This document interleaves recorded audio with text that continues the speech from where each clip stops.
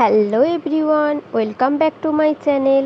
আজকের ভিডিওটা তোমাদের জন্য যারা নার্সিং নিয়ে পড়াশোনা করছো বা নার্সিংয়ে অ্যাডমিশন নেবে ভাবছো বা নার্সিংকে ফিউচারে কেরিয়ার হিসেবে বানাতে চাও। আজকের ভিডিওটা তোমাদের জন্য। এই ভিডিওতে আমি শেয়ার করব নার্সিংয়ে প্রমোশন কিভাবে হয়, নার্সিং পড়ে কোন কোন পদে চাকরি পাওয়া যায়, এছাড়া নার্সিংয়ে টিচার এবং প্রফেসর পদে কিভাবে চাকরি পাওয়া যায়, সম্পূর্ণ এই ভিডিওতে আমি ডিসকাস করব। তাই ভিডিওটা স্কিপ না করে পুরোটা দেখতে থাকো।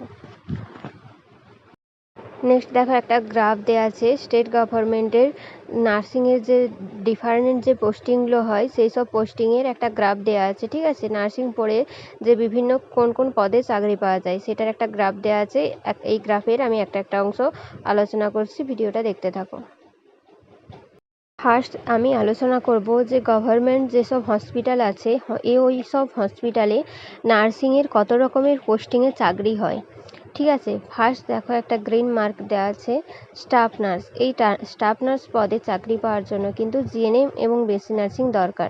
জিএনএম এবং বেসি নার্সিং পাস আউটের পর কিন্তু তোমরা স্টাফ নার্স হিসেবে জয়েন করতে পারো গভর্নমেন্ট হসপিটালে। দেখো, স্টাফ নার্স চাকরি করার পর প্রমোশন হয়ে কিন্তু সিস্টার ইনচার্জ হওয়া যায়। তার জন্য কিন্তু অবশ্যই পোস্ট বেসিক বেসি নার্সিং এবং বেসি নার্সিং দরকার। সিস্টার ইনচার্জ বলা হয় একটা ওয়ার্ডের যে হেড তাকে বলা হয় কিন্তু সিস্টার ইনচার্জ। স্টাফ নার্স পদে চাকরি করার 5 থেকে 6 বছর পর তোমার যদি বেসিক বিএসসি নার্সিং বা পোস্ট বেসিক বিএসসি নার্সিং থাকে তাহলে কিন্তু সিস্টার ইনচার্জ পদে তোমরা প্রমোশন হতে পারো। এছাড়া এরপর দেখো, সিস্টার ইনচার্জের পর কিন্তু তোমরা প্রমোশন হবে কি ডেপুটি নার্সিং সুপারিনটেন্ডেন্ট। এর জন্য কিন্তু এমএসসি নার্সিং দরকার। এরপর দেখো, ডেপুটি নার্সিং সুপারিনটেন্ডেন্টের পর প্রমোশন হয়ে কিন্তু অ্যাসিস্ট্যান্ট নার্সিং সুপারিনটেন্ডেন্ট পদে চাকরি পাওয়া যায়। এর জন্য কিন্তু এমএসসি নার্সিং দরকার। এরপর দেখো, অ্যাসিস্ট্যান্ট নার্সিং সুপারিনটেন্ডেন্টের পরে কিন্তু নার্সিং সুপারিনটেন্ডেন্ট চাকরি পাওয়া যায়। এটা কিন্তু গভর্নমেন্ট হসপিটালে নার্সিংয়ের সবথেকে উঁচু পদের চাকরি। ঠিক আছে, নার্সিং সুপারিনটেন্ডেন্ট এটা কিন্তু হচ্ছে অ্যাসিস্ট্যান্ট নার্সিং সুপারিনটেন্ডেন্ট কিছুদিন চাকরি করার পর কিন্তু প্রমোশন হয়ে নার্সিং সুপারিনটেন্ডেন্টের কিন্তু চাকরি পাওয়া যায়। তাহলে কি হলো, তুমি জিএনএম এবং বিএসসি নার্সিং পাস আউটের পর স্টাফ নার্সের চাকরি পাবে। স্টাফ নার্সের চাকরি করার পর তোমার যদি বিএসসি নার্সিং বা পোস্ট বেসি নার্সিং এই দুটো ডিগ্রি থাকে তাহলে স্টাফ নার্স চাকরি করার 5 থেকে 6 বছর পর তোমার প্রমোশন হয় কি সিস্টার ইনচার্জ পদে তুমি চাকরি পাবে। সিস্টার ইনচার্জ পদে চাকরি করার কিছু বছর পর তোমার যদি এমএসসি নার্সিং ডিগ্রি থাকে তাহলে ডেপুটি নার্সিং সুপারিনটেন্ডেন্ট পদে চাকরি পাবে। তারপর কিছু বছর পর প্রমোশন হয়ে অ্যাসিস্ট্যান্ট নার্সিং সুপারিনটেন্ডেন্ট পদে চাকরি পাবে। অ্যাসিস্ট্যান্ট নার্সিং সুপারিনটেন্ডেন্টের পদে কিছু বছর চাকরি পাওয়ার পর কিন্তু নার্সিং সুপারিনটেন্ডেন্ট পদে চাকরি পাবে। এটা কিন্তু হসপিটালে সবথেকে নার্সিংয়ের সবথেকে কিন্তু উঁচু পোস্টের চাকরি। ঠিক আছে, হাই পোস্টের চাকরি কিন্তু নার্সিং সুপারিনটেন্ডেন্ট। নেক্সট আমি আলোচনা করব যে যেসব জিএনএম ট্রেনিং স্কুল আছে, যেসব জিএনএম যেখানে জিএনএম ট্রেনিং করা হয় ওখানে যেসব শিক্ষিকা পদে যারা চাকরি করে তারা কিভাবে চাকরি পায়। ফার্স্ট দেখো, ইয়েলো মার্কস করা আছে এটা হচ্ছে সিস্টার টিউটর। সিস্টার টিউটর কাদের বলা হয়, যারা জিএনএম ট্রেনিং স্কুলে জিএনএম টিচার হিসেবে যারা জয়েন করে তাদের কিন্তু সিস্টার টিউটর বলা হয়। এর জন্য কিন্তু পোস্ট বেসিক বিএসসি নার্সিং এবং বিএসসি নার্সিং কিন্তু অবশ্যই দরকার।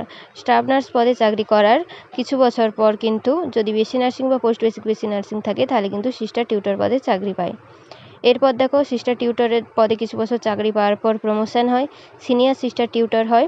এর জন্য কিন্তু অবশ্যই এমএসসি নার্সিং দরকার। নেক্সট দেখো, সিনিয়র সিস্টার টিউটর পদে চাকরি করার কিছু বছর পর প্রিন্সিপাল নার্সিং অফিসার হয়, মানে জিএনএম নার্সিং স্কুলের যে হেড বা প্রিন্সিপাল নার্সিং অফিসার বলা হয়। ঠিক আছে, এটার জন্য কিন্তু অবশ্যই এমএসসি নার্সিং দরকার। সিনিয়র সিস্টার টিউটর পদে চাকরি করার কিছু বছর পর কিন্তু পিএনও পদে চাকরি করা হয়। এই পিএনও পদে চাকরি কিন্তু জিএনএম ট্রেনিং স্কুলের যে হেড ম্যাডাম তাকে কিন্তু বলা হয় প্রিন্সিপাল নার্সিং অফিসার। নেক্সট একটা জিনিস এখানে বলবো, দেখো সিস্টার ইনচার্জ এবং সিস্টার টিউটরের কিন্তু পোস্টিং একই, এদের কিন্তু স্যালারি কিন্তু এক, ঠিক আছে। স্টাফ নার্স পদে চাকরি করার পর প্রমোশন যখন হবে তখন কিন্তু সিস্টার ইনচার্জ এবং সিস্টার টিউটর এই দুটো পদেই চাকরি পাওয়া যায়। এছাড়াও আরেকটা পোস্টিং হয়, সেটা আমি পরে ডিসকাস করছি।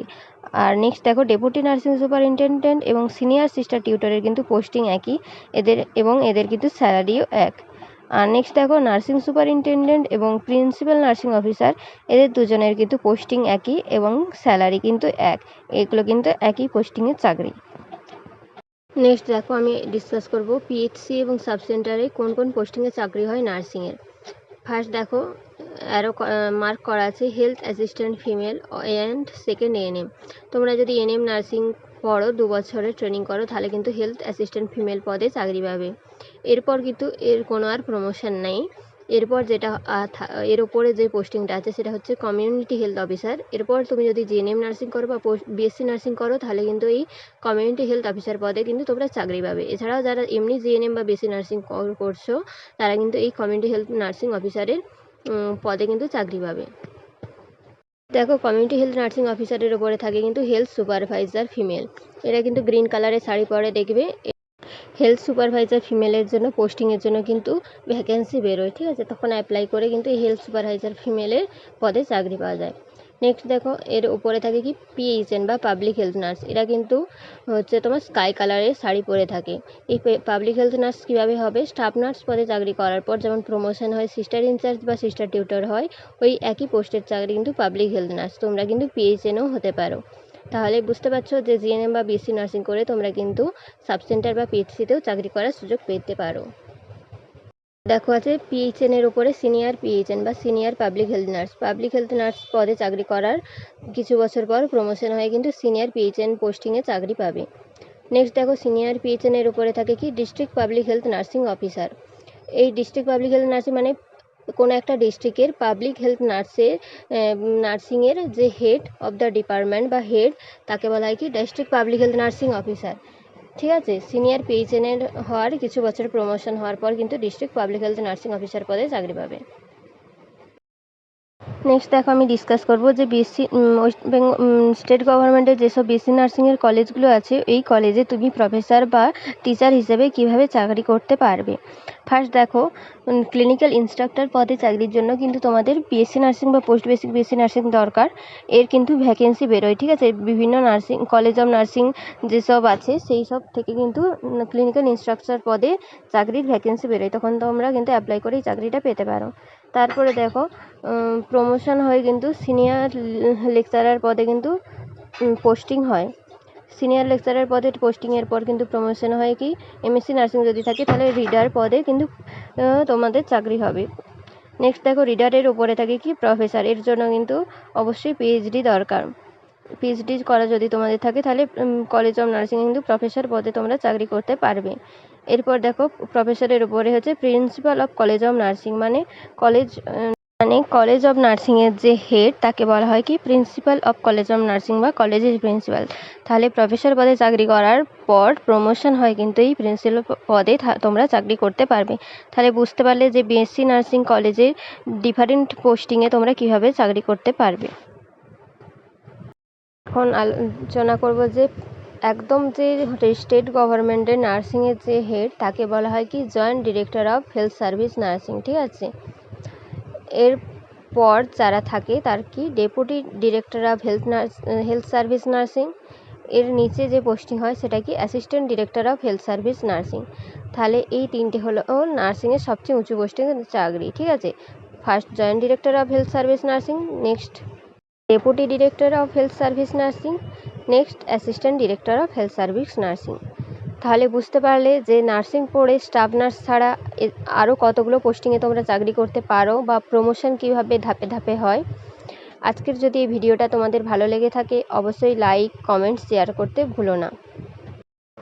দেখা হচ্ছে তোমাদের সাথে নেক্সট ভিডিওতে। কোনো কনফিউশন থাকলে অবশ্যই কমেন্ট করো।